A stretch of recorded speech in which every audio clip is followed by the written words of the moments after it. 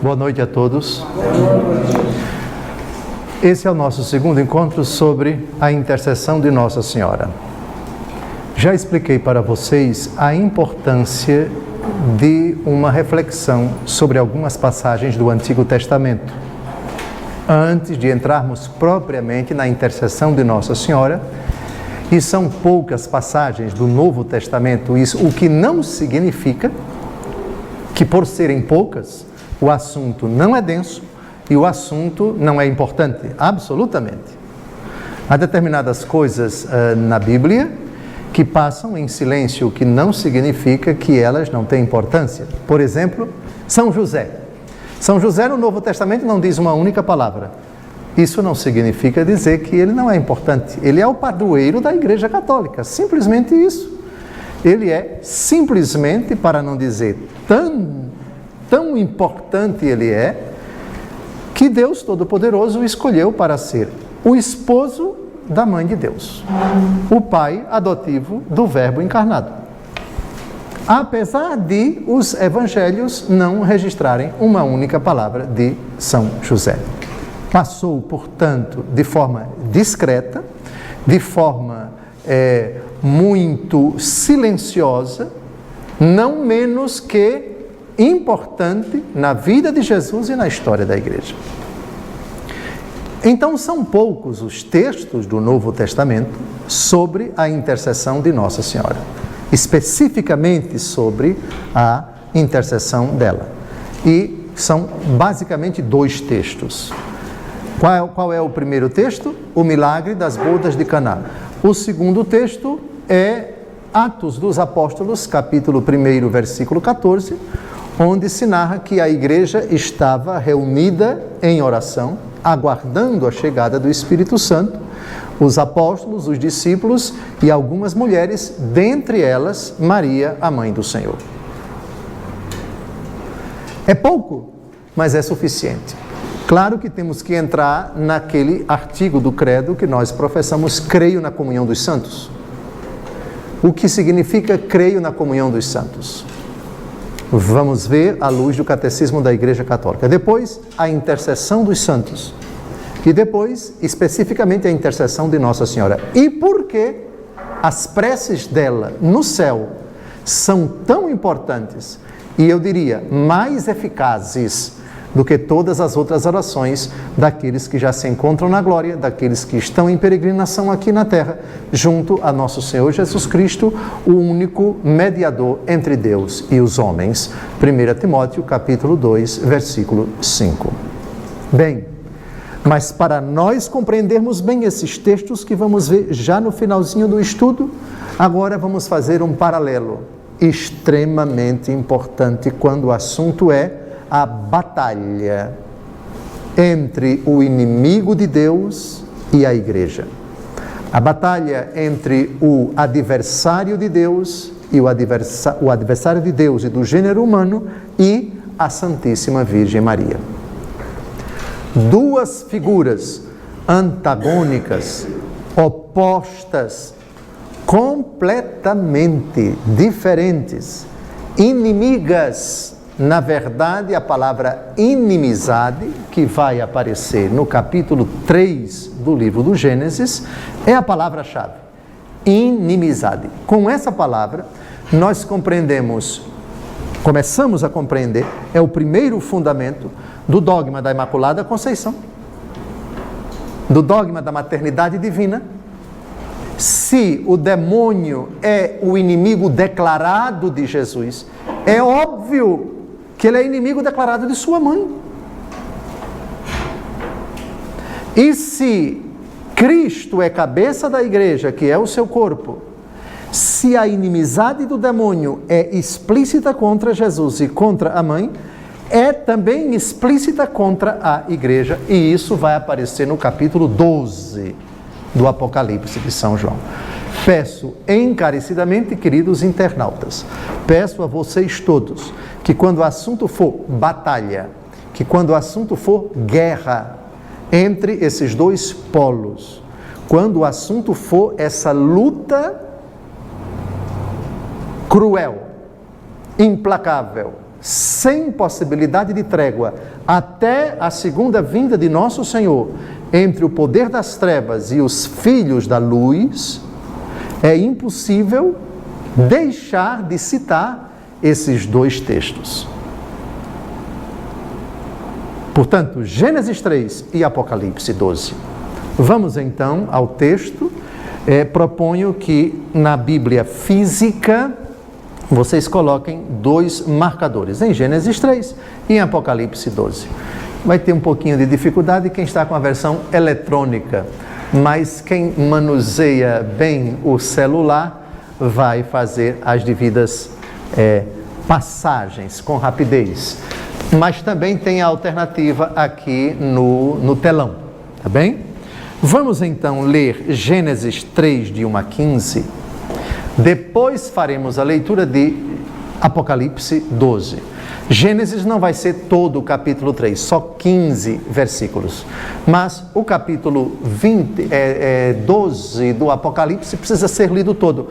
E a gente vai entender por quê. Porque a luta da serpente contra a mulher é narrada em todo o capítulo, até quando se diz que o dragão colocou os pés no mar para começar a guerra, para começar a perseguição.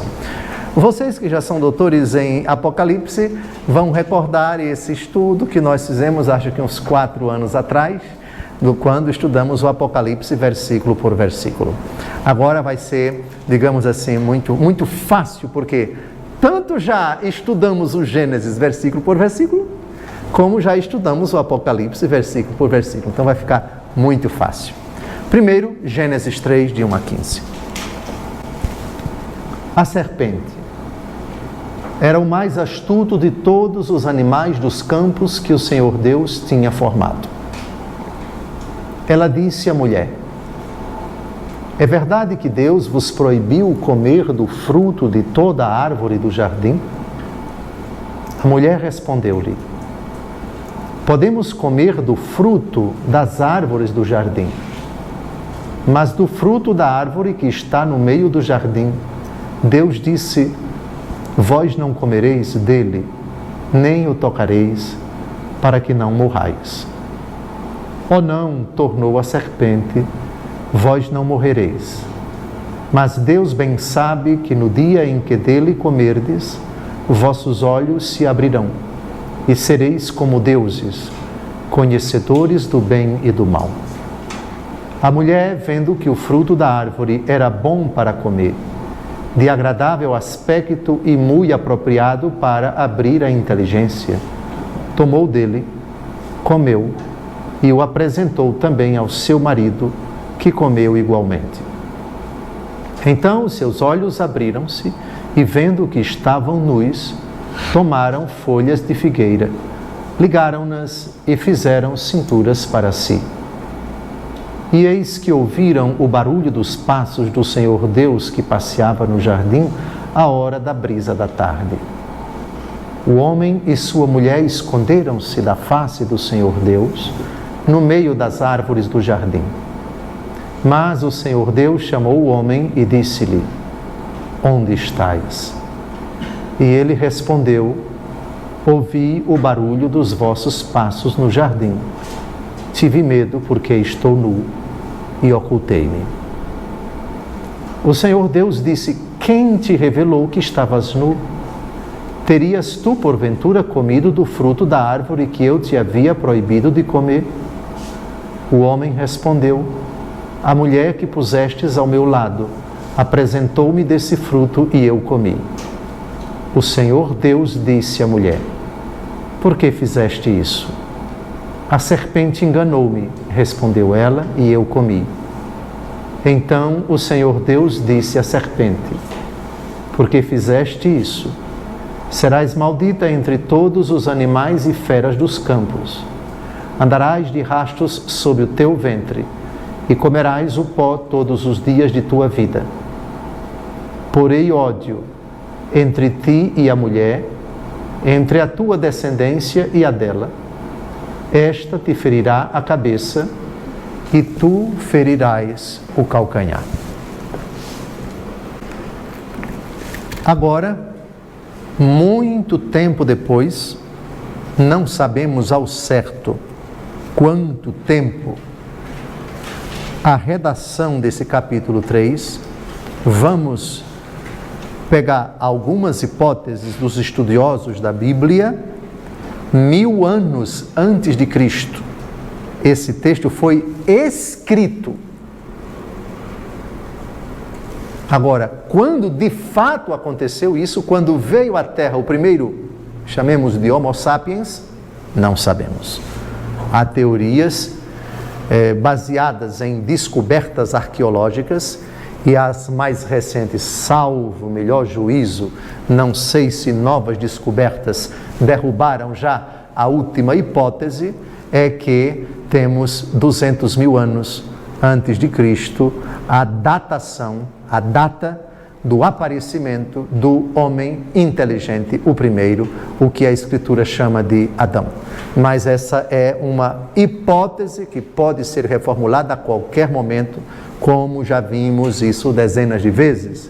É só você encontrar debaixo da terra, algum fóssil de algum ser humano e submetê-lo aos testes da ciência, carbono 14, sei lá, e se descobrir que aquele ser humano é não humanoide, não um macaco, não um ancestral primitivo parecido com o que hoje nós entendemos por chimpanzé ou alguma coisa, mas um ser humano, aí as hipóteses se reformulam e, enfim, a arqueologia não é uma ciência, digamos assim, fixa que diz é isso e acabou, porque ela trata de descobertas de fósseis, de restos, enfim.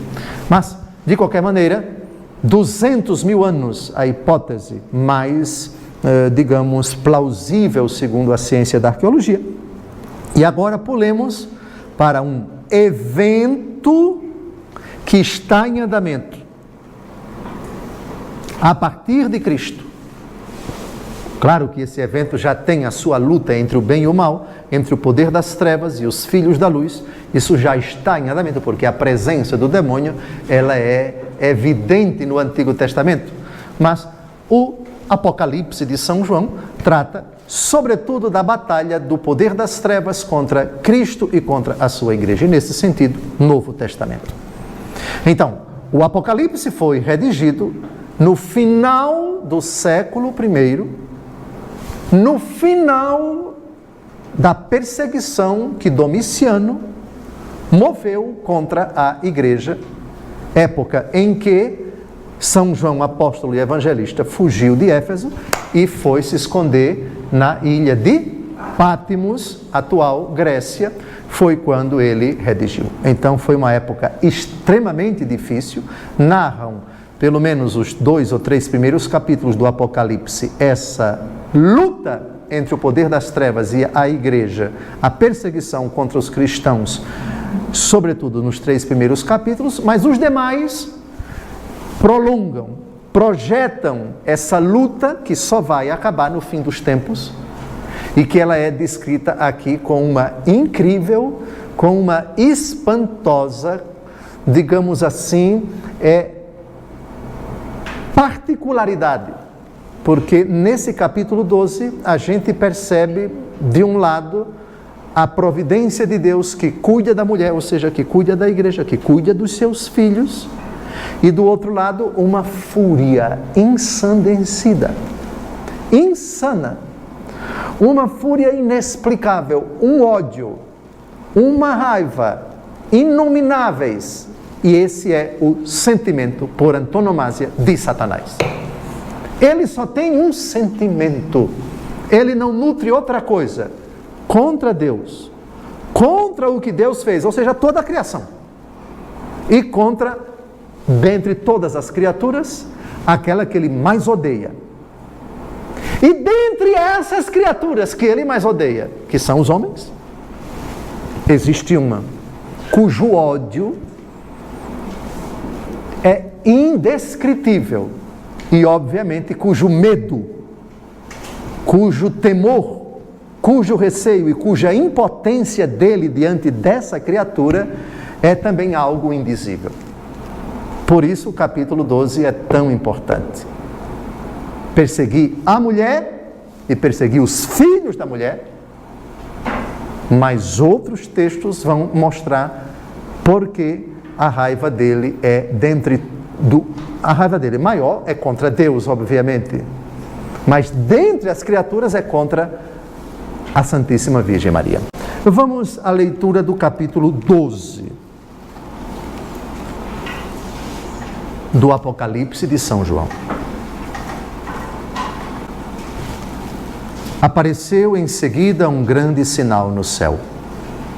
Uma mulher revestida do sol, a lua debaixo dos seus pés, e na cabeça uma coroa de 12 estrelas.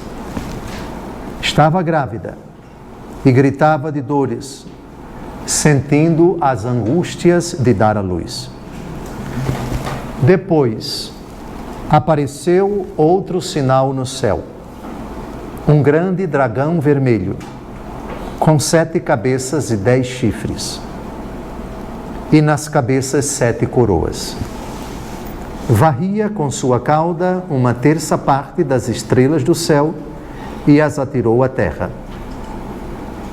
Esse dragão deteve-se diante da mulher que estava para dar à luz, a fim de que, quando ela desse à luz, lhe devorasse o filho.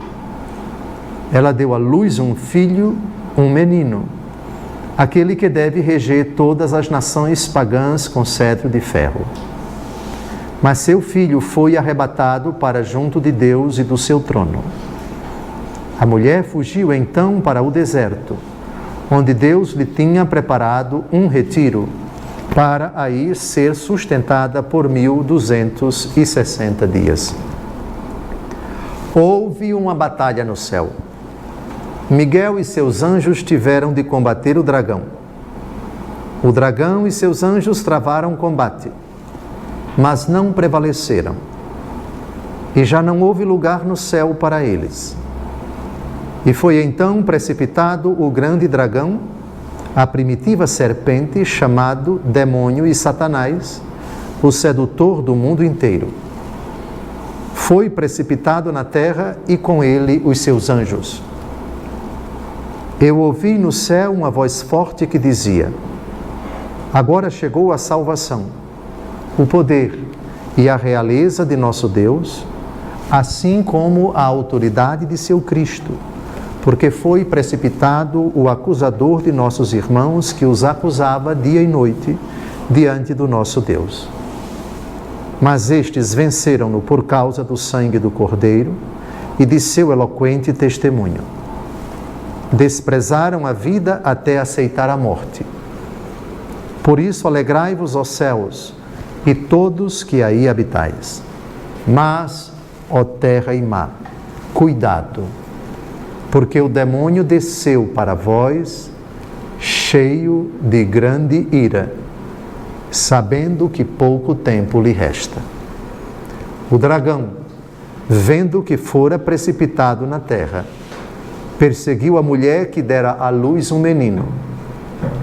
Mas à mulher foram dadas 2 asas de grande águia, a fim de voar para o deserto, para o lugar de seu retiro, onde é alimentada por um tempo, 2 tempos e a metade de um tempo, fora do alcance da cabeça da serpente. A serpente vomitou contra a mulher um rio de água para fazê-la submergir. A terra, porém, acudiu à mulher, abrindo a boca para engolir o rio que o dragão vomitara. Este, então, se irritou contra a mulher e foi fazer guerra ao resto de sua descendência, aos que guardam os mandamentos de Deus e têm o testemunho de Jesus. E ele se estabeleceu na praia. O capítulo 13, vocês já sabem, é o capítulo das 2 feras, é o capítulo da besta do Apocalipse, cujo número, no versículo 18, nós sabemos qual é, 666. Agora eu queria propor a vocês o seguinte. Primeiro, a explicação versículo por versículo, tanto do capítulo 3 como do capítulo 12, eu pediria venha a vocês para não explicar. Eu vou explicar por quê. Já nos debruçamos sobre isso.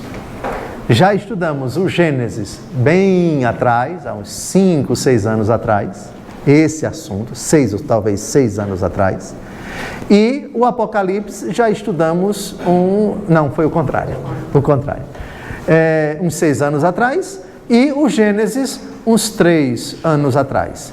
Então, para não ficar muito repetitivo, muito monótono, eu remeto vocês aos vídeos que vocês têm acesso sobre a explicação de todas as imagens do capítulo 12, os chifres, não é? As coroas, as estrelas, o que significa tudo isso, porque isso requer conferir no Antigo Testamento as imagens e outros textos, etc.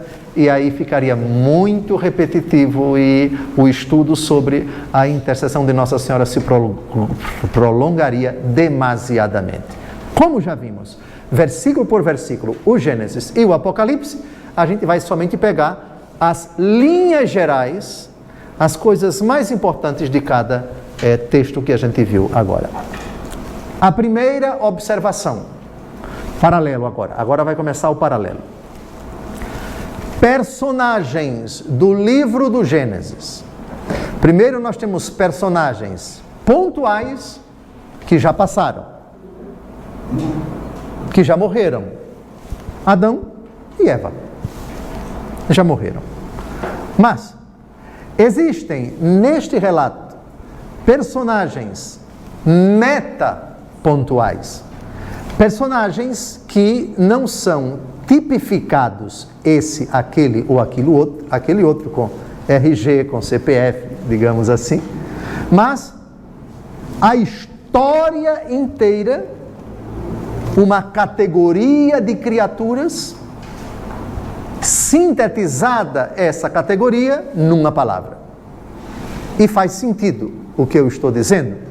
Pensemos, por exemplo, avance o texto do livro do Gênesis, por favor, no versículo 15, porém ódio entre ti e a mulher.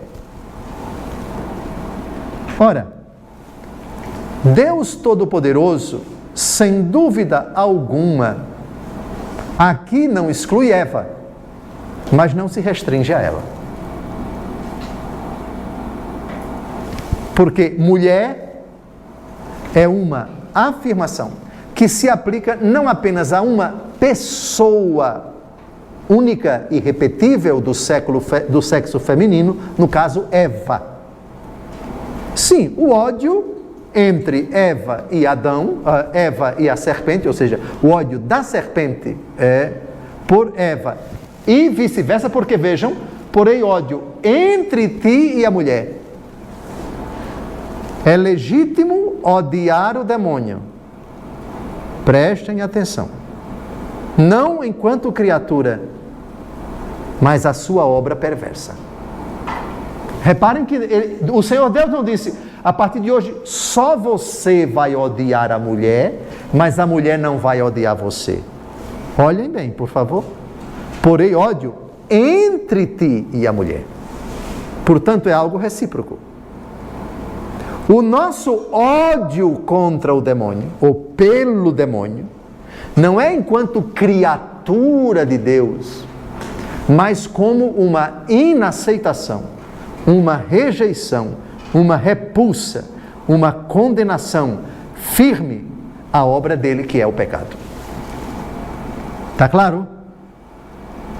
Nós não podemos odiar nenhum ser humano, sem dúvida. Amai os vossos inimigos de nosso Senhor, correto?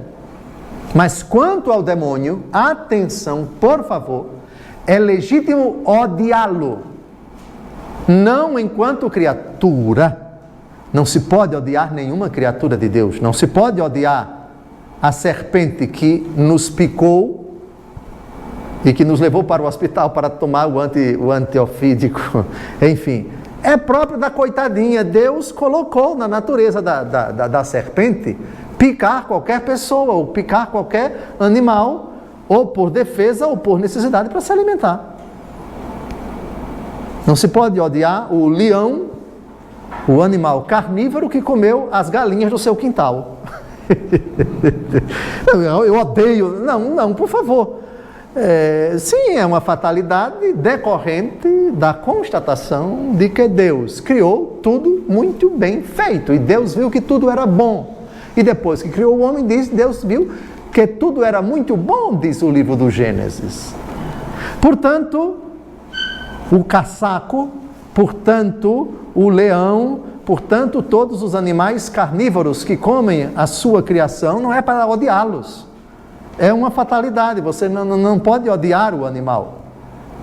Por outro lado, tem que tomar os devidos cuidados, se for o caso até de abatê-lo, mata e come, diz o Senhor a São Pedro no episódio de Jope, mata e come. Matar os animais, dependendo do motivo, não constitui absolutamente nenhum pecado. Pois bem, mas em todo caso, voltando ao assunto, odiar o demônio é legítimo nesses termos. Eu não o odeio enquanto criatura, porque se eu odiasse enquanto criatura, eu estaria odiando uma obra de Deus. Amém? Mas não se pode odiar nenhuma criatura. Mas aquilo que ela faz, o seu intento perverso, isso há de ser odiado.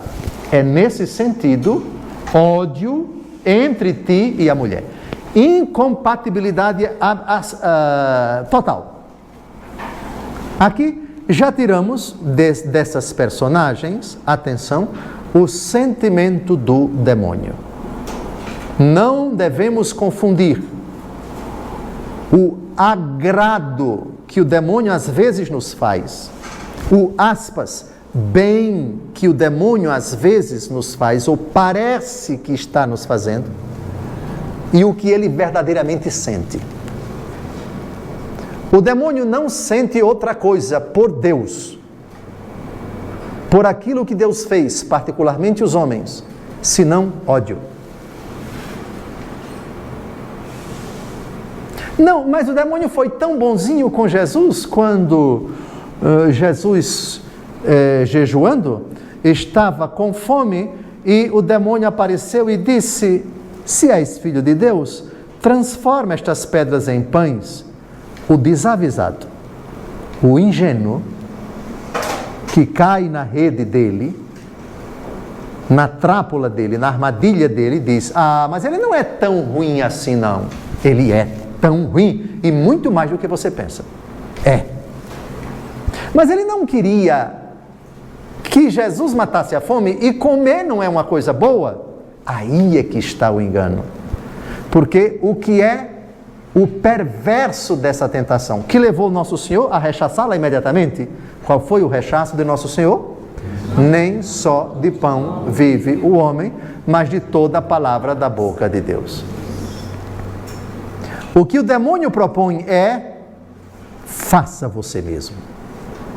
Não espere por ele, não dependa dele, não se submeta a ele, rompa com ele. Pare de ser idiota e não mais espere por ele. Resolva você mesmo. Essa é a malícia da proposta. É claro, e aqui estamos diante de um mistério insondável.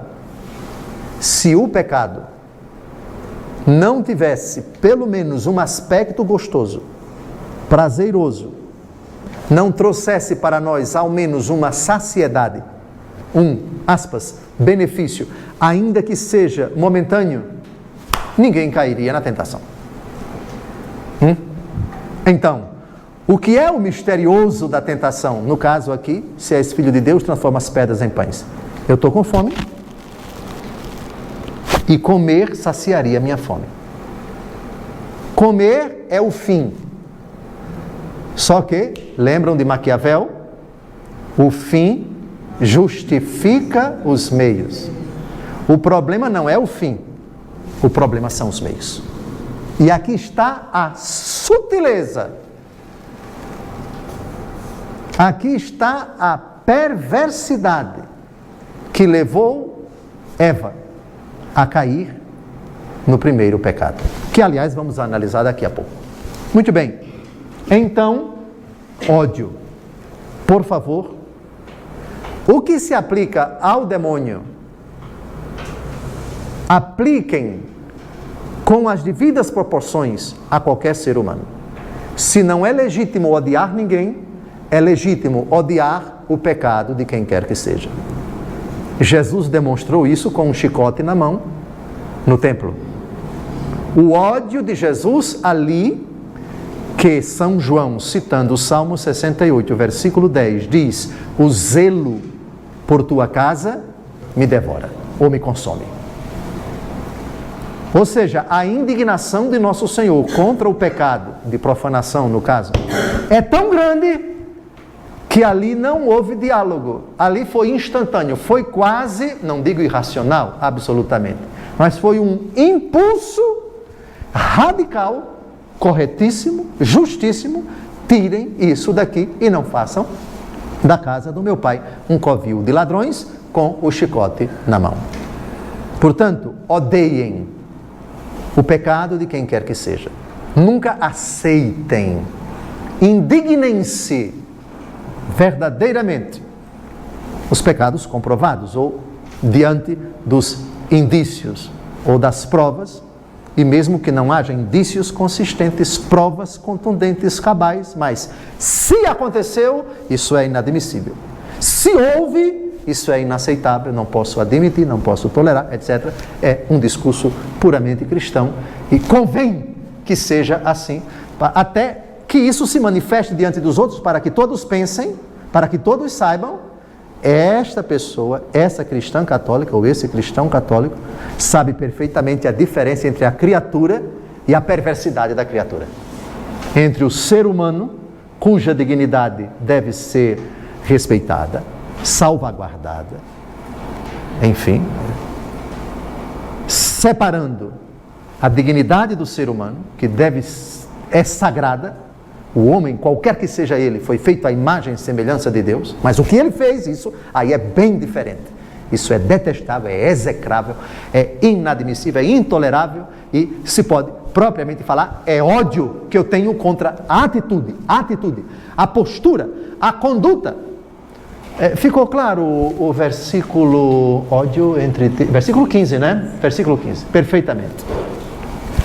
Ora, se é ódio, jamais vocês imaginem que a tática do demônio, ainda que haja, e infelizmente há, uma aparência de bondade, de caridade, de generosidade, etc.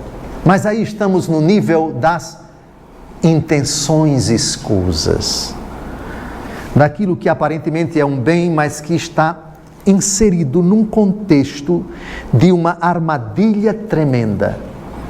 Na minha terra se diz um jogar verde para colher um maduro ali na frente. Ou seja, sim, é uma jogada, é uma etapa. Depois vai vir isso, depois vai vir aquilo, depois vai vir... Quando menos espera, a armadilha está pronta, o cerco está feito e o inocente ou a inocente se vê numa situação que, meu Deus do céu. Claro que há situações ainda sempre de voltar atrás, de se arrepender, de fugir.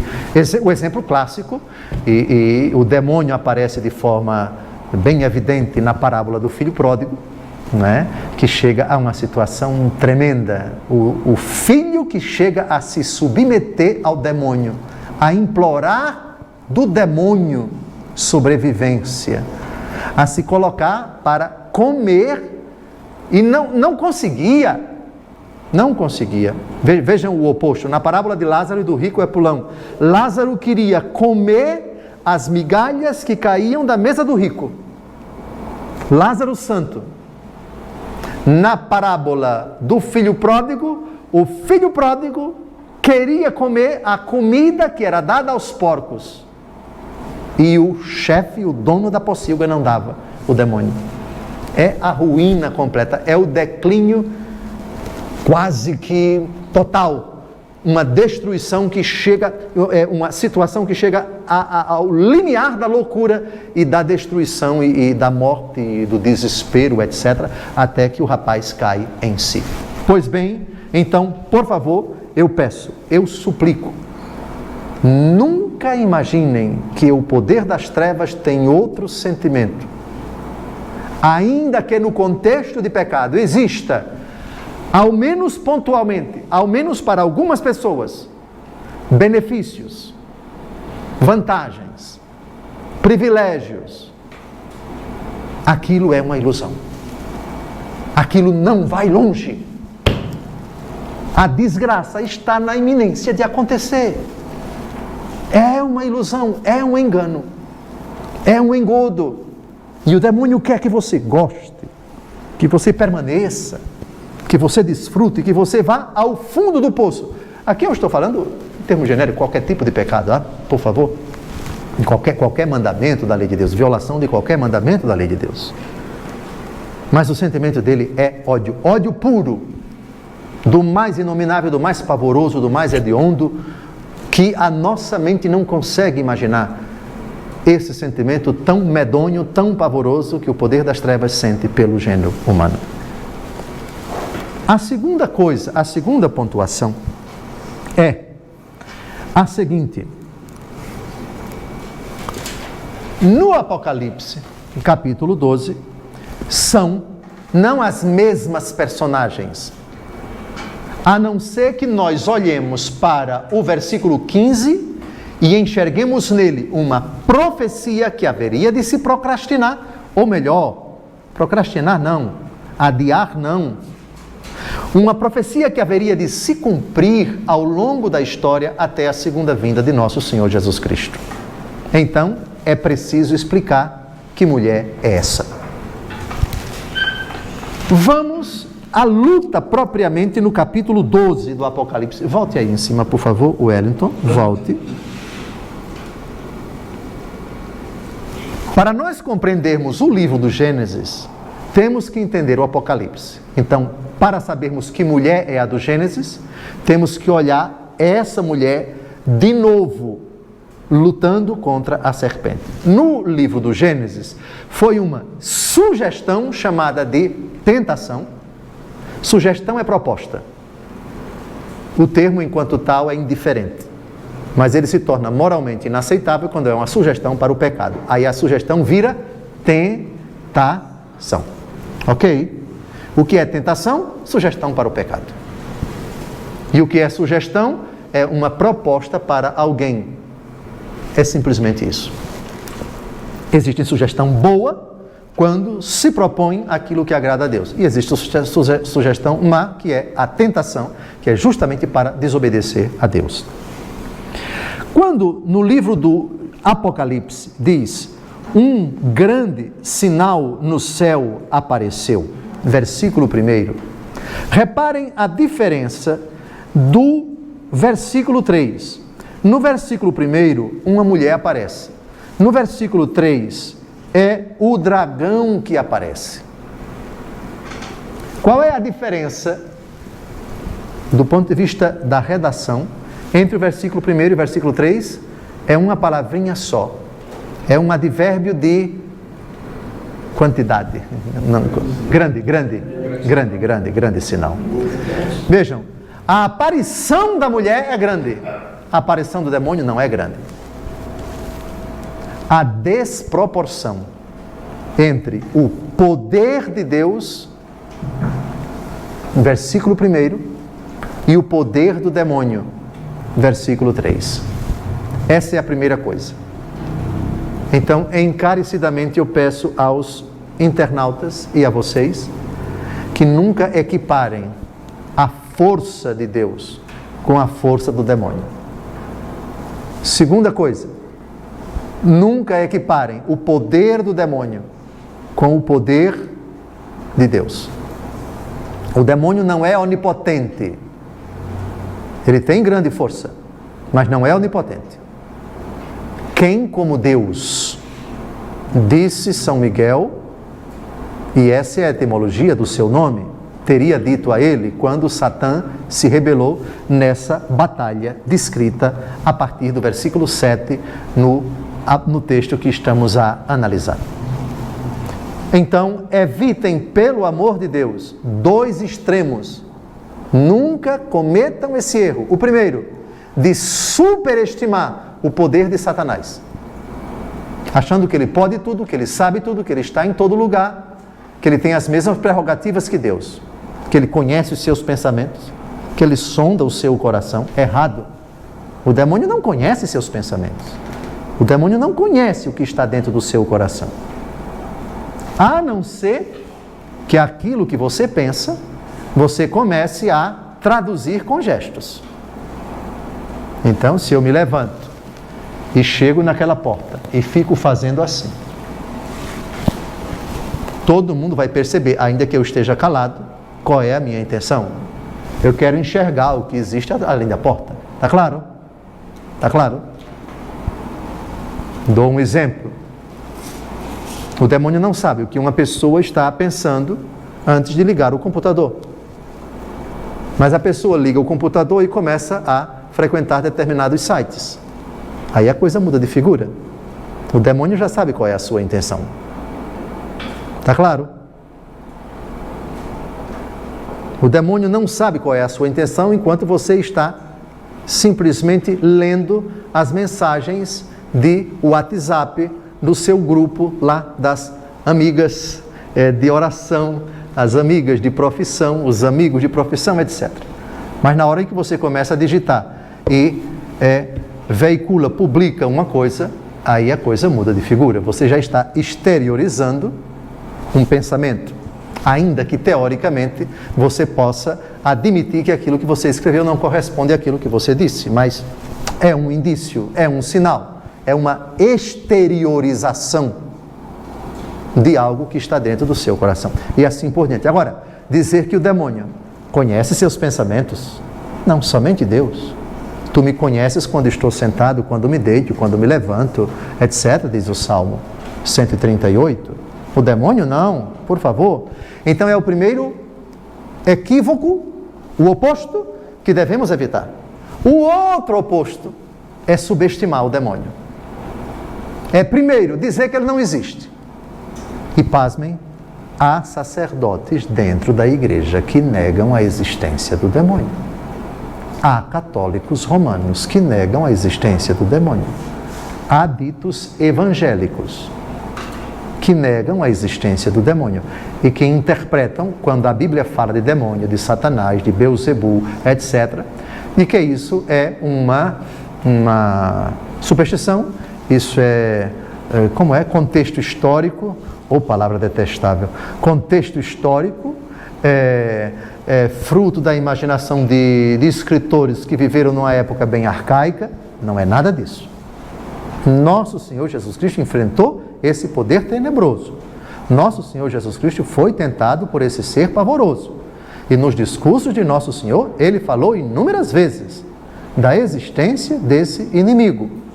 Pai da mentira, príncipe deste mundo, dentre outros qualificativos de Nosso Senhor Jesus Cristo ao chefe dos demônios.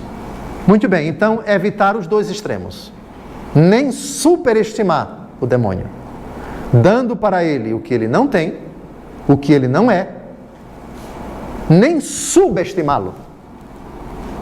Ou seja, fazer pouco caso das suas astúcias, da sua ousadia. 1 Pedro, capítulo 5, versículo 8, eis que o vosso adversário, o demônio, vos rodeia como um leão que ruge, buscando a quem devorar, resisti-lhe firmes na fé. Isso para não citarmos outros textos que tratam explicitamente do demônio, só para recordar. A outra pontuação, extremamente também importante, é esta. Sim, já vimos a comparação entre o versículo 1 e o versículo 3. Reparem que se trata do mesmo inimigo, a primitiva serpente. Versículo 9, obrigado.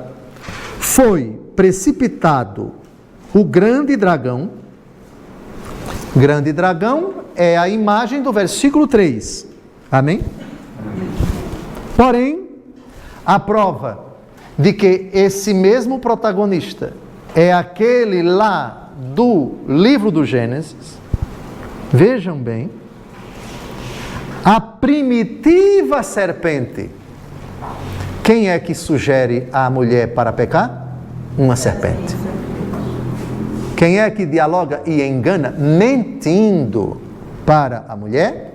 A serpente, a primitiva serpente. Portanto, o dragão do capítulo 12 é a mesma serpente do Apocalipse. O dragão do capítulo 12 do Apocalipse é a serpente do capítulo 3 do livro do Gênesis. É o próprio capítulo 12 do Apocalipse que diz. Está claro? Está claro? Primitiva serpente. Muito bem. Chamado demônio e Satanás. Vejam que aqui nós temos 4 qualificativos do inimigo. 4. Aliás, inimigo é até um outro qualificativo. Quem lembra da parábola do joio e do trigo? Muito bem. O demônio veio à noite, espalhou, semeou o trigo e partiu. E aí o joio cresceu. E aí os empregados vão perguntar ao patrão: quem fez isso? Foi um inimigo. Então, atenção, no versículo 9, nós temos 4 qualificativos. Vamos ver o primeiro? Dragão. Segundo, primitiva, é serpente. Terceiro, demônio. Quarto, Satanás. E ainda temos o quinto, sedutor do mundo inteiro. Bem, alguém pode pontuar lá no versículo 12, no versículo 9, sedutor. Mas Deus também é sedutor. Quem lembra da profecia de Jeremias, em que o próprio Jeremias chama Deus de sedutor? Vamos a Jeremias capítulo 20, versículo 7, para ver a diferença entre a sedução de Deus e a sedução do inimigo. Jeremias, capítulo 20, versículo 7. Seduziste-me, Senhor, e eu me deixei seduzir. Dominastes-me e obtivestes o triunfo. Sou objeto de contínua irrisão, e todos zombam de mim. Deus seduz, convencendo docilmente o homem a aceitá-lo, sem forçar sua vontade, e o seduz para aquilo que agrada a Deus. Trata-se, portanto, de uma sedução, de uma atração, e aqui para a gente compreender, temos que explicar, digamos assim, em termos de intimidade sexual, como é que acontece a sedução. Uma parte encanta a outra, e a outra fica deslumbrada com essa parte, encantada, fascinada, e assim avança-se para a intimidade, para o contato físico, corporal, e a outra parte não resiste. Não se trata de estupro. Estupro significa só um quer, e o que acontece é contra a vontade do outro. Isso não é sedução. Sedução é o contrário. Um toma a iniciativa, a outra parte não resiste e voluntariamente aceita, concorda e se entrega. Ficou clara a questão da sedução? Tanto a sedução de Deus para com o homem, como a sedução do diabo para com o homem. Só que há uma pequena não, grande diferença. O demônio seduz para o mal.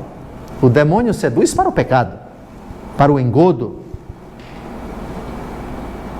E agora a gente vai ver a sedução propriamente dita no capítulo 3 do livro do Gênesis. No capítulo 12 não temos sedução, temos uma luta. A mulher não se seduz, não se deixa seduzir pelo dragão, pela primitiva serpente, pelo demônio ou por Satanás, o sedutor do mundo inteiro. Deixa-se seduzir por ele quem vai na onda dele, quem se deixa ludibriar por ele. Os outros não. Então voltemos agora, sempre essa leitura comparativa. E vamos propriamente a partir do versículo 1. A serpente diz à mulher: é verdade que Deus vos proibiu comer do fruto de toda a árvore do jardim? O começo da sedução não é dizer exatamente para que veio. Na minha terra se diz comer pelas beiradas. Então, primeiro, uma colocação estratégica. Ou seja, eu não vou dizer para que eu vim, eu não vou dizer o que é que eu quero. Eu vou primeiro tirar alguma coisa dela. Vou estabelecer um diálogo, vou fazer uma pergunta. A primeira vez que o demônio fala na Bíblia é para constatar uma realidade da qual ele é antagônico. João 8,44, quando o demônio mente, fala do que lhe é próprio, porque é mentiroso e pai da mentira. Qual é o antônimo da mentira? Verdade. É verdade? Olhe lá. É verdade. Só que o demônio não concorda com a verdade. O demônio questiona a verdade. Está claro? É possível questionar a verdade e pecar? E é possível questionar a verdade sem pecar? Eu vou fazer a pergunta devagar, porque eu quero ouvir com atenção a resposta de vocês. Como vocês não vão aparecer, vocês podem, no vídeo, vocês podem dizer, fiquem bem à vontade, porque é importante saber isso. Primeira pergunta: é possível questionar a verdade sem pecar? Sim. Correto. É possível questionar a verdade pecando? Sim. Sim, também. Correto. Parabéns, parabéns. E qual é o exemplo da pessoa que questionou a verdade contra o oposto do demônio? O oposto do demônio. Qual é a pessoa que, aliás, no Novo Testamento, e a primeira palavra dela foi um questionamento, e um questionamento que não foi pecado? Como se fará isso se eu não conheço homem algum? Nossa Senhora questiona um fato, mas não pecou. Já o demônio questiona a verdade, e a intenção dele não é nada boa. Quando questionar a verdade é pecado, e quando questionar a verdade não é pecado. Questionar a verdade é pecado quando você sabe que é verdade, mas questiona para pôr os outros em dúvida, ou simplesmente para contestar a verdade, por maldade, por má fé. Aí é ruindade mesmo. Você imagina aquela situação em que você está diante de uma coisa evidente, clara, explícita, comprovada, incontestável, e mesmo assim você contesta. Digam se não é ridículo. Mas pelo amor de Deus, você está diante dos seus olhos. Sim, mas eu não. Aí você percebe o cúmulo do... aí não é ignorância, não. Aí já é irracionalidade, insanidade, enfim. Mas está aqui. E nós tivemos adversários de nosso Senhor que, vendo Jesus expulsar os demônios, o que foi que eles disseram? É em nome de Beelzebu que ele expulsa. Pelo amor de Deus. Aí você percebe a dureza de coração no grau mais extremo. Já Nossa Senhora, não. Você questiona a verdade porque você quer entendê-la. Como é possível? Repare que ela não disse, ela não questionou, ela questionou como isso aconteceria. E não há pecado nenhum. Como é que vai acontecer isso se eu não conheço homem algum? Já o demônio não. Por outro lado, aqui não está tão clara a intenção dele. Como é o primeiro contato com a ingênua da Eva, é verdade. Ele sabe que é verdade, mas ele quer lançar essa pergunta para depois da resposta dela, ele vir com uma outra trápula, com uma premissa que vai deixar a menina, já vai deixar Eva bambeando, digamos assim, insegura, porque ele vai agora lançar uma mentira. Oh, não! Deus sabe que no dia em que dele comerdes, vossos olhos se abrirão e sereis como deuses, conhecedores do bem e do mal. Não morrereis. Mentira. Ela disse, Deus disse que no dia em que comêssemos, nós morreríamos. Não. Ou seja, ao dizer não, ele está significando isso. É mentira dele. Ele é mentiroso. Olha que ironia. Se o mentiroso, por antonomasia, desde o princípio é o próprio demônio e Deus é a verdade, é a completa subversão. O demônio faz, na sua lógica imunda, com que o ser humano pense que Deus é mentiroso, que Deus é invejoso, que Deus fez essa proibição porque não quer concorrentes, e por aí vai. E aí gera na cabeça da ingênua isso. Mas será que foi assim? Será? E o que se segue depois, ou seja, ela vendo que o fruto era bom para comer. Por que é bom para comer? Onde está a bondade do fruto? O fruto da ciência do bem e do mal é a capacidade de discernir o que é certo e o que é errado. Ora, se essa capacidade é própria de Deus, o demônio, lançando essa proposta que você coma, ou seja, você não precisa dele como critério último da sua vida, decida você mesmo o que é o bem e o que é o mal. Siga o seu caminho sem precisar dele. Seja você mesma a sua moral.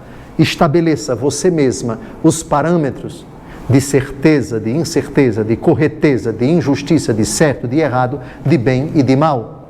Ou seja, seja autônoma, seja independente, seja você mesma. Decida e passe uma existência sem depender de nada nem de ninguém. O que significa liberte-se dele. Então ela viu que isso era aprazível, que era gostoso para abrir a inteligência. E assumiu essa prerrogativa. Decidiu, agora eu não preciso mais dele para me apropriar dessa prerrogativa que ele me proibiu que eu me apropriasse dela. Já estamos terminando o nosso encontro. Proponho, ainda vamos precisar, porque são 2 textos, de mais um encontro refletindo esses 2 capítulos. Peço a vocês que não faltem, porque a leitura em paralelo, ela traz realmente muita coisa interessante para a nossa espiritualidade, para a nossa recitação do terço, para a nossa súplica à Santíssima Virgem Maria e para o nosso conhecimento também da astúcia de Satanás. Boa noite, boa semana. Boa noite.